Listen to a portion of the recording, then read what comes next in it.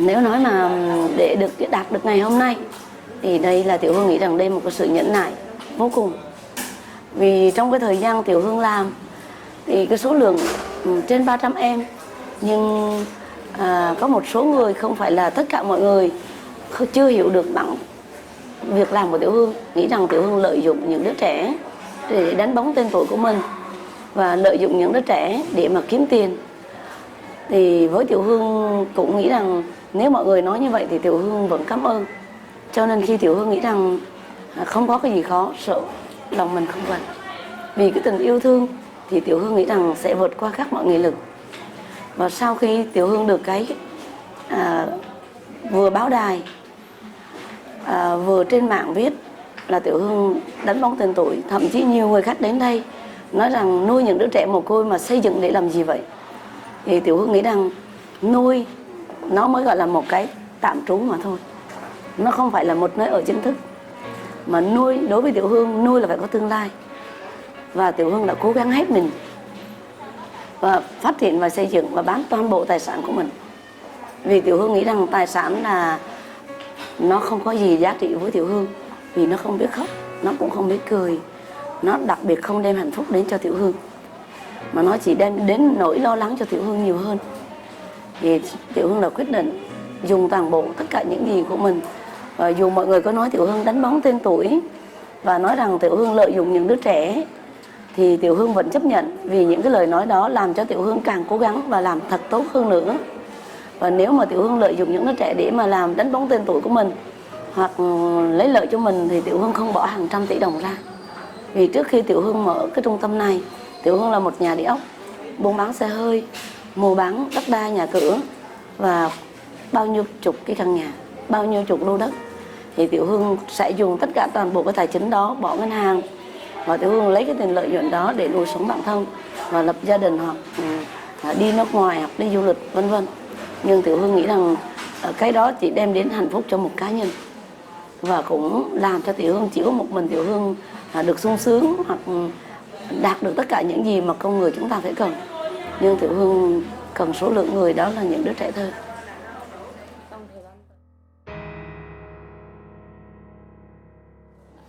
Dạ, hiện tại nhìn vào trung tâm thì cứ nghĩ rằng là trung tâm đã đầy đủ, nhưng đối với Tiểu Hương vẫn chưa đủ. Vì các con không phải là nuôi trong ngày hôm nay mà phải có ngày mai. Vì ngày mai các em phải có kiến thức, phải có kỹ năng sống, thì các em đó mới gọi là một con người có ích cho xã hội. Thì với hiện tại Tiểu Hương nuôi con đã cho các con có chỗ ở rồi, nhưng cái kiến thức và trí tuệ, kỹ năng sống tương lai vẫn chưa có đủ.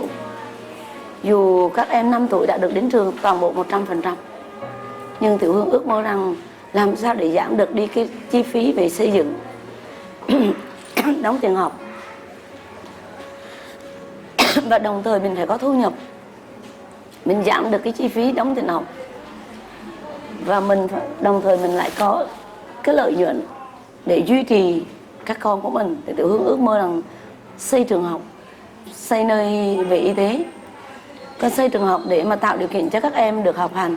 Và đồng thời thứ hai là mình tiếp nhận những trẻ em của công nhân nghèo của địa bàn, để tạo cho các em, những người công nhân xa đến làm việc nhưng không có nơi để mà gửi các em đi học, thì mình vẫn nhận những cái chi phí giống như các em đi gửi các nơi các em đóng tiền, thì ngược lại bên trung tâm mình nhận cái số tiền đó để mình trang trải cho giáo viên và tiền điện, tiền nước và để xây dựng. Thì đó là một cái vấn đề.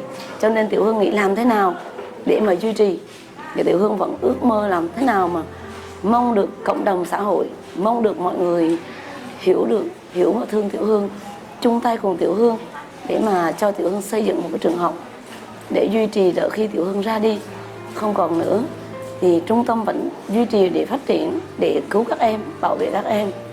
Và bên cạnh cái phòng y tế thì Tiểu Hương cũng đã chuẩn bị đất sẵn, trường học vẫn đã có đất sẵn hết rồi.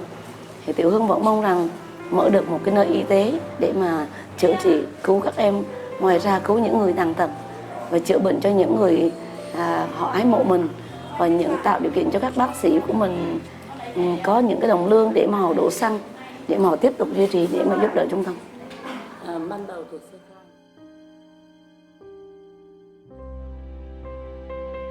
2001, dạ, Bắt đầu 2001 ở trung tâm chưa có mua đất ở đây. 2001 là trung tâm bắt đầu là nuôi 3 cơ sở tại thành phố Hồ Chí Minh. Thì mỗi cái cơ sở của Tiểu Hương là nuôi 20 em, 15 em, 10 em. Nhưng mỗi ngày thì số lượng các em càng đông. Thì trung tâm không thể nào để mà gìn giữ hết được.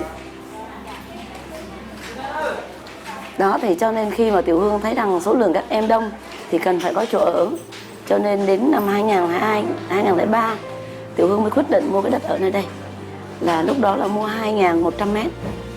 Thì bước đầu tiên Tiểu Hương chỉ có làm những căn nhà lá. Tại sao làm những căn nhà lá? Tại vì địa phương không tin Tiểu Hương sẽ làm được. Và cũng nhiều người thấy Tiểu Hương quá trẻ. Thứ nhất là ăn rồi bận quần đùi, bản thân như một em bé mang cái ba lô thôi. Thì tính tình thì cũng nhí nhảnh, không bao giờ nghĩ rằng cuộc sống ngày mai. Cho nên khi mà về tại đây địa phương nhà cũng không tin rằng là cô bé này nuôi được bấy nhiêu số lượng trẻ, mà có thể rằng báo đài chỉ có là đăng xe lên hoặc PA cho Tiểu Hương.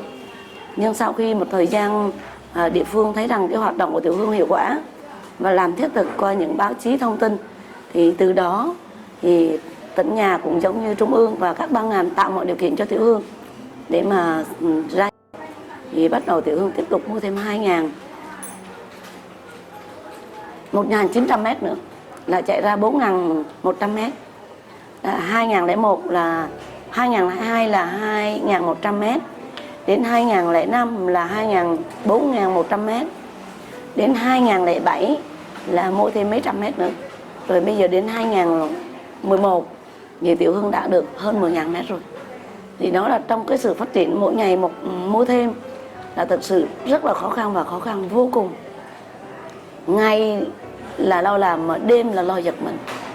Giật mình làm sao để chi trả mọi mặt, giống như đất đai, nhà cửa, xây dựng phát triển, học hành cho các con, là muôn màn cái để mà lo vào chi phí.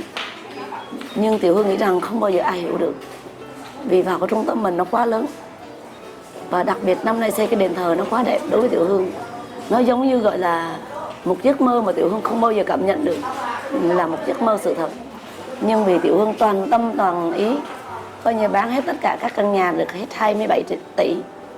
27 tỷ Tiểu Hương dồn vào trong đó xây dựng để mà làm một cái căn nhà đền thờ vững chắc, không phải tay xây dựng.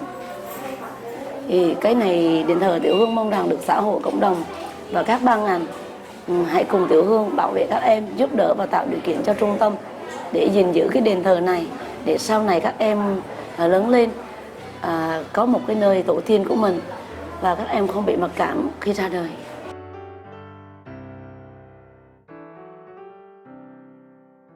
Thì trong cái mà Tiểu Hương đã 100% nỗ lực và dành tất cả, không riêng thời gian và tài sản của mình, tất cả mọi cái Tiểu Hương đã đổ vào. Nhưng đặc biệt là Tiểu Hương được cái sự quan tâm của cộng đồng xã hội, từ trung ương đến địa phương, các tình nguyện viên. Rồi cái làm cho Tiểu Hương cảm động nhất là các cô bán đồ ở trong chợ. Coi như là dù các cô bán rau, bán cá rất là cực khổ, nhưng các cô cũng mua từng bao xi măng, từng thiên gạch để đem đến đây để tặng cho trung tâm.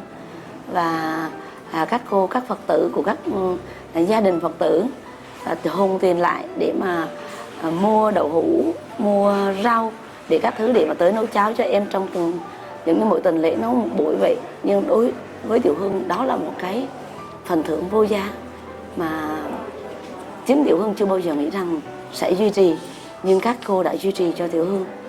Bây giờ lúc trung tâm cũng không có gì ăn cả, vì tất cả tài chính để đổ vào xây dựng hết rồi, và đồng thời đóng tiền học, tiền viện phí mọi sự.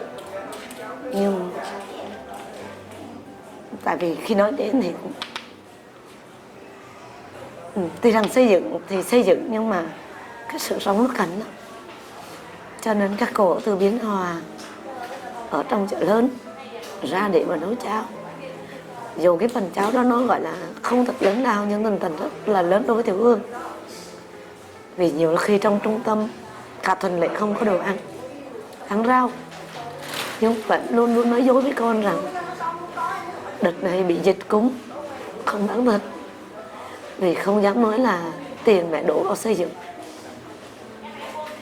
Cho nên Tiểu Hương chỉ biết rằng cảm ơn các cô, các cô ở chợ, vì tuy rằng các cô không hiểu nhưng các cô đã thương Tiểu Hương. Nhiều người thấy rằng xây dựng là hức nhưng họ không biết rằng khó khăn của mình. Với các anh chị, Tiểu Hương cũng không bao giờ dám nói sợ mọi người không cho Tiểu Hương nuôi con, cho nên càng cực bao nhiêu Tiểu Hương càng nén vào lòng mình, chỉ một cái sợ không cho nuôi con. Cho nên Tiểu Hương cố gắng xây dựng. Thì có chương trình Tiểu Hương cảm ơn các cô Liễu ở Biên Hòa, các Phật tử ở Hóc Môn, ở chợ Đầu Mối đã giúp cho Tiểu Hương có rau ăn, rồi nấu cháo. Mỗi tuần có nấu cháo một buổi, nhưng dùng một buổi đó là lớn lắm, lớn hơn cho mấy chục tỷ nữa.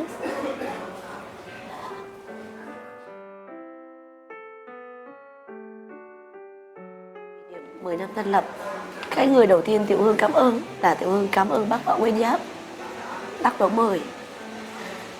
Tại vì mỗi khi Tiểu Hương khó khăn là hai bác điện thoại, và khi bác yếu thì bác kêu trợ lý điện thoại để động viên Tiểu Hương. Vì cái đó là một cái phần thưởng mà động viên cho Tiểu Hương rất là nhiều. Và chính bác Võ Nguyên Giáp đã mời giáo sư Hoàng Quang Thuận, vừa là giáo sư tiến sĩ, vừa là thầy thuốc, vừa là viện trưởng viện khoa học, để mà luôn luôn chữa bệnh cho Tiểu Hương, giúp đỡ tạo điều kiện cho Tiểu Hương được sống. Thế đó là cái đầu tiên. Và Tết đến khi ngày Tiểu Hương chết, Tiểu Hương vẫn còn đang ơn. Cái kế nữa Tiểu Hương cảm ơn tỉnh Bình Dương đã cho Tiểu Hương được xây dựng trên địa bàn của tỉnh. Dù rằng Tiểu Hương biết rằng Tiểu Hương đúng là không được phép xây dựng, vì Tiểu Hương không có được đi học ngày nào cả, không đủ quyền làm mẹ, và đồng thời Tiểu Hương cũng chưa được đào tạo ngày nào. Nhưng mà địa bàn lãnh đạo, anh ra ngoài đợi em chút nhé, lãnh đạo đã chấp nhận và thông cảm cho Tiểu Hương và hỗ trợ hết mình cho Tiểu Hương xây dựng. Và Tiểu Hương cảm ơn tất cả các nhà tài trợ xa gần và các em sinh viên, các tình nguyện viên đã chung tay cùng Tiểu Hương, tạo điều kiện cho Tiểu Hương được duy trì. Và cái ước mơ tới đây Tiểu Hương mong muốn được phát triển là làm một cái sân thể thao và một cái hồ bơi cho các con. Thì cái nguyện vọng lớn nhất là Tiểu Hương mong được xây cái hồ bơi, được cái sân thể thao cho các con mỗi ngày, để các con giảm đi được cái nỗi đau trong lòng của mình. Và đồng thời trung tâm cũng giảm đi được rất là nhiều cái chi phí, vì hiện tại trung tâm chưa nhận được một cái sự tài trợ thường xuyên của bất cứ một đơn vị nào dù lớn hoặc nhỏ, trong và ngoài nước chưa có. Nhưng ở ngoài nhìn vào là tưởng rằng trung tâm nhận được rất là nhiều, nhưng thực sự 100% không. Nếu có là bên an ninh và bên văn phòng phi chính phủ sẽ biết. Nhưng đối diện với cộng đồng xã hội và các ban ngành lãnh đạo, Tiểu Hương nói rằng là chưa bao giờ có 100%. Vì tất cả mọi cái nguồn là Tiểu Hương tự làm, và ngoài ra được sự vãng lai của cộng đồng xã hội mà thôi. Nhưng Tiểu Hương hy vọng được cái sự tài trợ thường xuyên để ổn định. Giống như một tháng chỉ cần một lon sữa hoặc 10.000 đồng. Dù một lon sữa để nuôi các em sơ sinh, 10.000 đồng để tạo điều kiện cho các em được đến trường. Nhưng mà Tiểu Hương vẫn cần mong được cái sự thường xuyên của xã hội để tạo điều kiện cho Tiểu Hương bình an. Đỡ khi Tiểu Hương bước ra đi, hoặc là khi các em lớn lên và nghĩ rằng mình có được người cha hoặc người mẹ. Nhưng Tiểu Hương ước mơ vậy đó, nhưng không biết có đạt được hay không. Nhưng Tiểu Hương vẫn tin rằng cộng đồng Việt Nam mình, xã hội Việt Nam của mình, người người đều có trái tim nhân ái. Vì trước tới nay Tiểu Hương hay mặc cảm không nói lên, nhưng giờ này Tiểu Hương đã đối sức rồi. Tiểu Hương mong được cộng đồng xã hội hãy chung tay với Tiểu Hương để tạo điều kiện cho Tiểu Hương được tiếp tục phát triển. Và trước khi Tiểu Hương có chết đi nữa, Tiểu Hương cũng cảm nhận rằng con của mình có nhiều cha mẹ, có xã hội,